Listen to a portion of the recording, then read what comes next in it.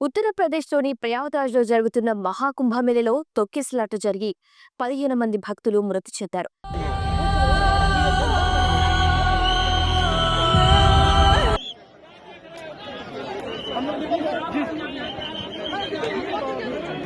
మృతుల సంఖ్య మరింత పెరిగే అవకాశం ఉందని చెబుతున్నారు.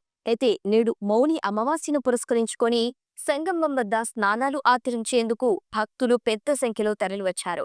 అయితే ఈ క్రమంలోనే బారికేడ్లు విరిగిపోవడంతో తొక్కిసలాట జరిగింది. ఇక ఈ ఘటనలో మరింత మంది తీవ్రంగా గాయపడినట్టుగా కూడా తెలుస్తోంది. ప్రధానమంత్రి నరేంద్ర మోదీ ఈ ఘటనపై ఆరా తీశారు. ముఖ్యమంత్రి యోగి ఆదిత్యనాథ్ కు ఫోన్ చేసి ఘటనకు సంబంధించిన వివరాలను అడిగి తెలుసుకున్నారు.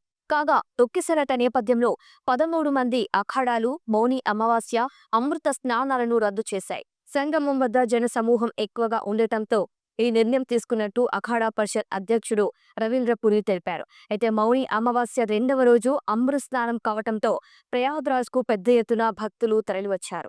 తెల్లవారుజాము నుంచి త్రివేణి సంగమంలో భక్తులు పుణ్య స్నానాలు కొనసాగిస్తున్నారు. అయితే ఈ క్రమంలోనే సంగం వద్ద అమృత స్నానం కోసం జనం ఒక్కసారిగా ఎగబడటంతో ఈ తొక్కిసలాట చోటు చేసుకున్నట్టుగా తెలుస్తుంది.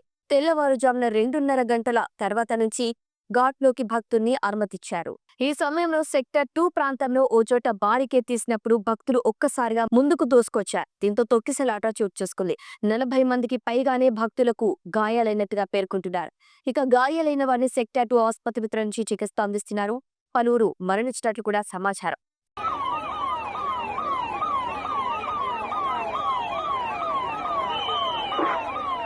సంగమం వద్ద జరిగిన ఈ తొక్కిసలాట తీవ్ర గందరగోళం, భయాందోళనల వాతావరణాన్ని సృష్టించింది. అనేక అఖాడాలు షాహీ స్నాన్ను రద్దు చేశాయి. మౌని అమావాస్య నాడు పుణ్య స్నానానికి పెద్ద సంఖ్యలో ప్రజలు తరలి రావడంతో ప్రయాగ్రాజ్ జనసంద్రంగా మారింది.